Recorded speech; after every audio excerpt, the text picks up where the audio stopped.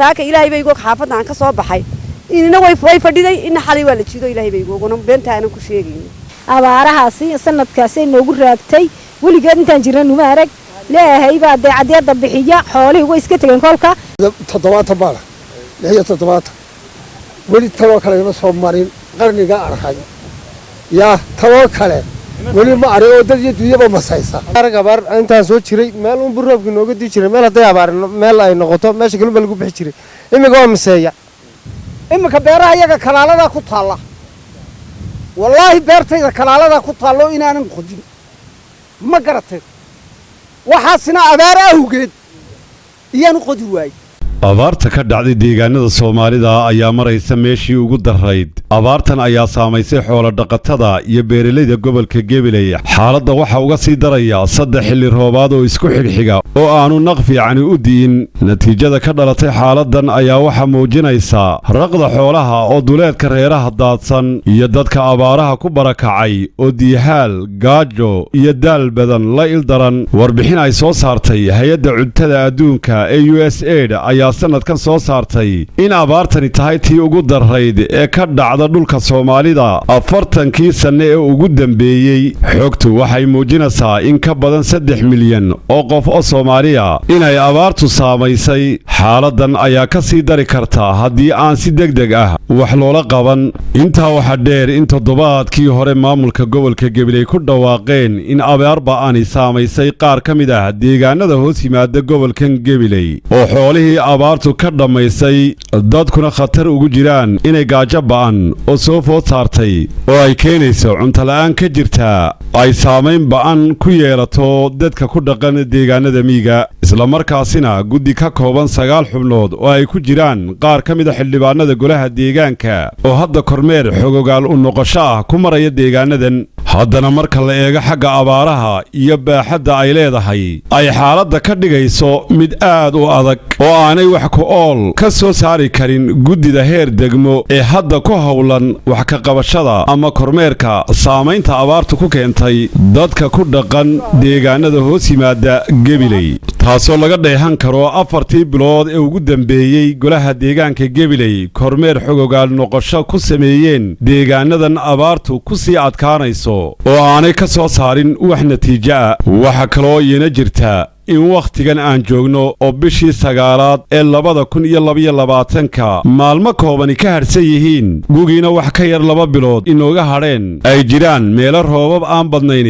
ay ka da'een oo ka mid ah deegaanadii aan maraynay iyadoo aad arkayso xoolo dhaqato intii u harsanayd kula soo qulqulasa meelahaasi ay daruuruhu ka da'een xoolaha intii yarayd ee socon karaysay ee burxaanta engegan lagu quudin jiray ayaa loola sii hayaamayaa meelaha daruurahani ay ka da'een dadka ayaa kolba meelo kooban oo daruuro aan isku xigxigin ay ka da'een ama hilaaca roobku uu uga bildhaamo ay eeganayaan iyagoon cidna ka aqoonin meeshaasi ay daruurtaasi ka hortay xoolahaasi kolba dhan loo rarayo wixii hadha halka ay fadhiistaan ayaa lagaga tegayaa dadka qaarna sida ay geediga ugu jiraan ee ay u eeganayaan kolba meel bildhaan roobihii ay ka daroortay ay xoolahoodii fara madhan kala soo noqdeen iyagoo ku soo guryahoyanaya guryahoodii iyagoo aan wax xoolo ah wadan dadka qaar halkoodii ayay u daayeen iyagoo u fadhaya meelaha ay uga heli karayaan burxaanta engegtay ayay uga fadhaan burxaanta iyo welibana meelaha uladheerta oo ay ku soo rarayaan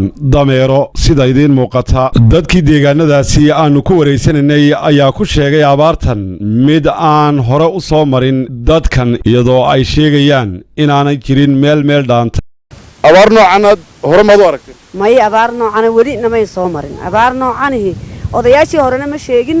annaguna waxaan ku yidhi waaban dee warwaraysanaa wax abaar noocan weli meel hadduu ku doo meesha kale loo guuri jiray maanta abaartan dhacday waa miseeya waxaan u bixinay annagu guntinfura abaartan maanta guntinfura weeyaan anfariiriye weeyaan abaarta maanta laakiin ilaahay ayaan se baryaynaa weli ilaahay baryada ilaahay lagama quusta lagamana tage ilaahay weyna waaxidaan baryaynaa kabacdi waxa weeyaan imiga goobtaan hor taaganahay waa laaca waxa weeyaan satiile waxa weeyaan cadadheeri waxa weeyaan jufada meel dhaantaa ma jirto waxay jirtay burxaan yar baa la heli jiray burxaantii waxaan ku yidhi raggii hortood baa dhintay hortood caruur iyo ciroolaba adduun horta waa laga fara baxay ilaahayse waxaan baryaynaa in ilaahay soo gaadh degdegana siiyaan ilaahay baryaynaa dabadeed waxaan baryaynaa ilaahay aan dawladdeedana ugu mahadinaa inay degdeg gurmada ayna soo gaadho inta dee haddii ilaahay daruur yaranu siiyo dee waxaan ku gaadhi lahayn un guri laba qad ma dhaafaa la yidhi saaka ilaahay bay igoog xaafadda aan ka soo baxay inina way fadhiday ina xalay waa la jiido ilaahay bay igooguna beenta aanan ku sheegaynin markaa ka loo cawdaa waa ilaahay laakiin dawladdeedu maxay nagu ilowday gabilay maxay nagu ilowday weli kama hayno maxay hayday gurmad kama hayno weli wax noo yimiday kama hayno dee waan ku cabananaa waa dadka yagii waa inamadayada yaryaraa waxa weeyaan maxay hayday dawladdayadii dee korna allahay noo qaado xaaladda qoyska saakan ka soo baxay wallaahi dad iyo xoolaba waa la liitaa xoolaha abaar xukunkunbaa haysa xooluhu way madheen baktigoogii badda kuga batay waanu jiidnay dadka iyo nimanka ku dadaalana noloshooda saan odhan lahayn in lanoo soo gurmado oo dadka lanaga soo gurmado oo dadka wax lanoo siiyo ayaanu baahannahay marka haween iyo ragba ma burxaanta imika la guraa maba kala harsanin rag iyo dumar gebi ciriiri ciyaal halkaasaan wada joognaa burxaantiina waanu soo weynay maalkaanu u dadaalanay yaanu lahayn wax ka saara oo wax u bixiya teana way baktiyeen waxba waanu gaadhsiin weynay aan u gaajoonayaa muxuu ka jiqi wallaahi daasi uu gaajoonayaa ha uu iska dhibsooyo xanuuna u hayaa aniga laftirkayga waa xanuunsanaya qoyska iyo xaaladda aad ka soo toosay xaafadda qoyska iyo xaaladdiina xaafadda qoyskan ka nimidnay oo barakaanay baa lagu jiraa abaarahaasi sanadkaasi noogu raagtay weligeed intaan jirna numa arag leeyahay baa dee cadeeda bixiya xoolihii way iska tageen kolka dadkii baa ku jira deena waxa weeyaan dadaal la noo dadaalo xagga samada ilaahay ay noo soo sikhreeyna la noo soo dadaalaan ku wadnaa yaan doonaynaa dadaalka ku jirna markaasi walaalahayo waxa beesha Satiilan aanu ka imid oo meesha beesha Satiilan ka nimid halkan cadaada dheeray iyo laaca iyo jufa intaba waxaan ku waa isla wada qad meel loo guuro meel ilaahay bas darajadiisa laga sugayaa markaas sidaa iyo khayrkaasi weeyna xoolo way iska tageena dadka in la noo soo gurmado caawimo xoog lana siiyaan ku wadna doonana waxa la yiraahdaa in ulacade geela ay isticmaalo cuni jiray markaa imika waxa isticmaalaya loodi abaar daraadeed marka waqtigan gugan bal gugi maxaa kaaga baarin ba wax kaga haray ba 3 cisho hay marka ilaahay wax ka rajeynaa inuu 3 cisho ilaahay roobka deeno daasiyade loodii baan imika siinaya loodii lahayd 6 neef aan markii hore 6 neef laba ka baxay kaaji daraadeed waxa la waxaan u awoodi karnaa buushigiina markaan uu weynay waxaan u soo siino de waxaan imika nafta ku meermeerina saaka waxaan baxay 6 iyo barkii hadda imika kuma joogana wadanka saacadu intay tahay waxaan ka soo guray عين قلم ملنا يا واحد dhaxaysaa in wajala iyo in laaca dhexdooda marka abaar noocan kala maday may wiligeey ma arag abaar intaan soo jiray meel un burroobki nooga dii jiray meel haday abaar meel ay noqoto meesha kalba lagu bixi jiray imiga waa maseeya intaas waxa ugu sii daran imiga laaca ilaa ka soo celi xunshili ilaa dilana ka soo celi inta u dhaxaysa ayaa imiga ugu sii daran wallahi markaan imiga adii sheegtay sidii runtaantii aan dhulka saaween maxay loo ku badbaadi kartaa bas la adigu oo yaani waxa la dikra qaban karaa ilaahay baa wax qabtay ilaahay wax qabtay buushiga mooyaan wax kale la qaban karaa ma jirto buushigina de wax hantiba ma hayna wixii aan ku iibsan jirnay waxa tay imika raqda iska marka de ilaahay baa inoo rajadi 7 baa 7 weli tawo kale ma soo marin qarniga arkay ya tawo kale weli ma ari oo dad iyo dunyaba masaysa ya wax ilaahay laga baryo way ilaahay baa inaga dulqaadi kara marka waxaan xukuumadda ka codsanaynaa inay noo gurmato imika beeraha iyaga kalaalada ku taala wallaahi beertayda kalaalada ku taalo inaanan qodin ma garatay waxaasina abaar awgeed iyaan qodi waay ya haddaba dawladdu wax mucaawina iyo cid noo timid tudad iyo tudunyo midnaba annagu ma hayno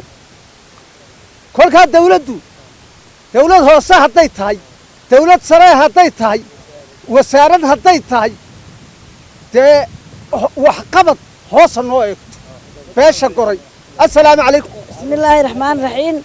waxaas aad arkaysaan abaartaasi waa taa dhacdo rag iyo dumar lama kala hadhin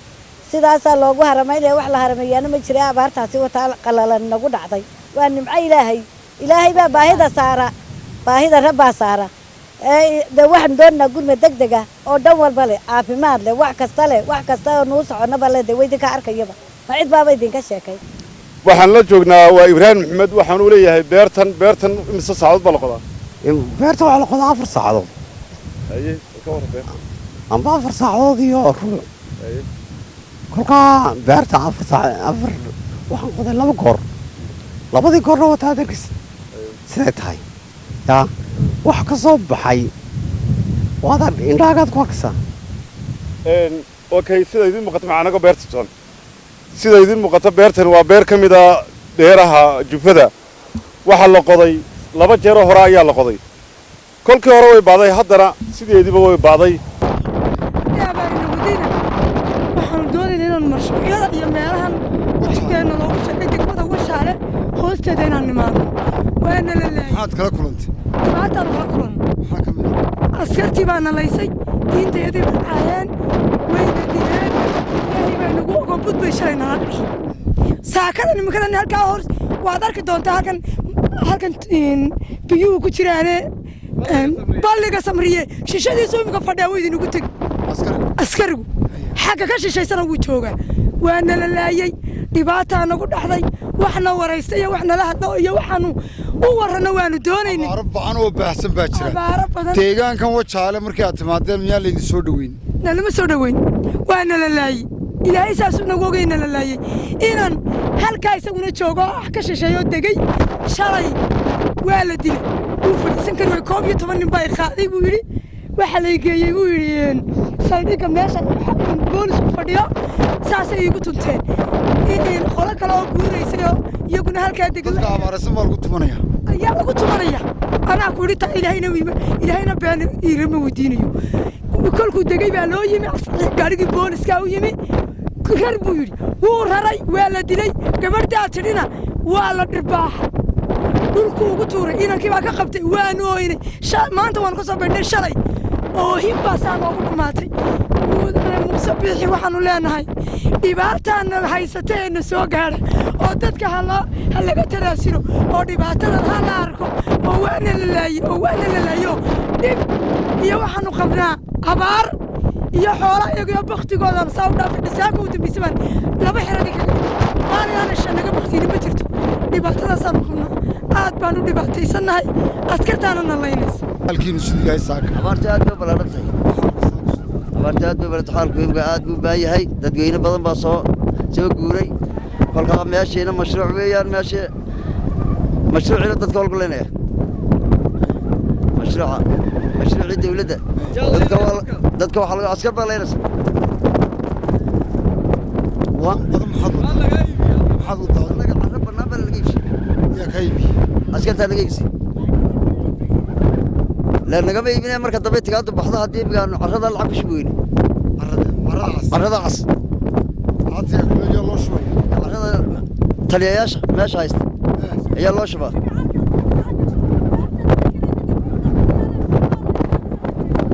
wasaaweer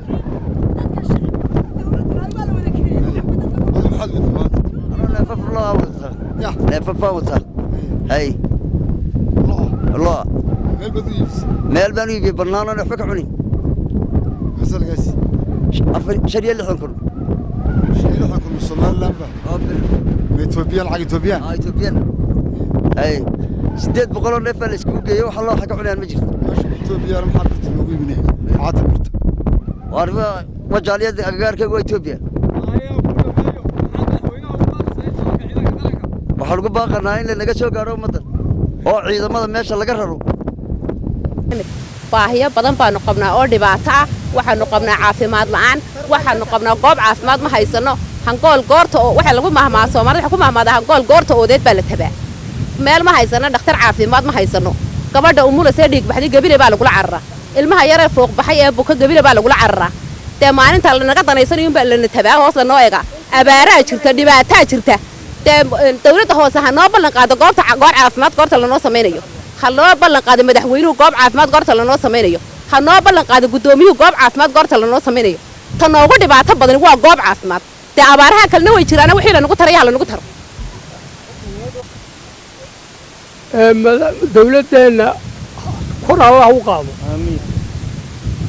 khilaafka allaha ka saaro is-afgarad allaha ka rido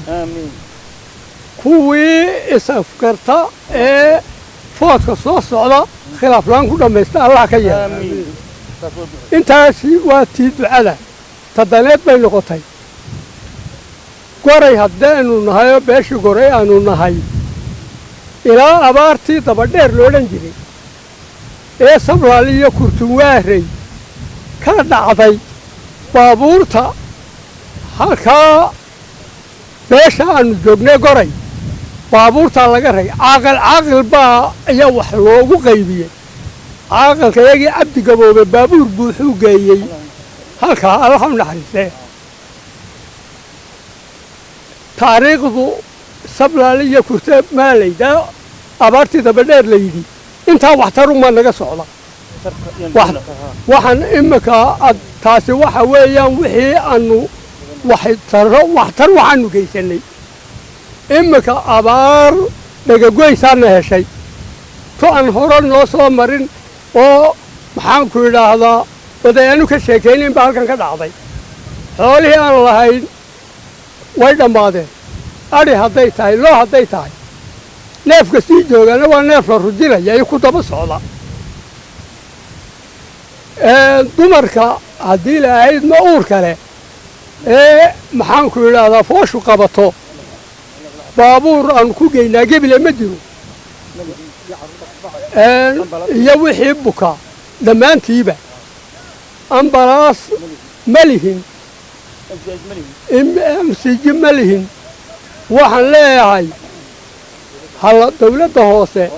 ee gebile ee caafimaadka ee guddoomiyuhu xukumo waxaan leeyahay oon ka codsanaynaa wixii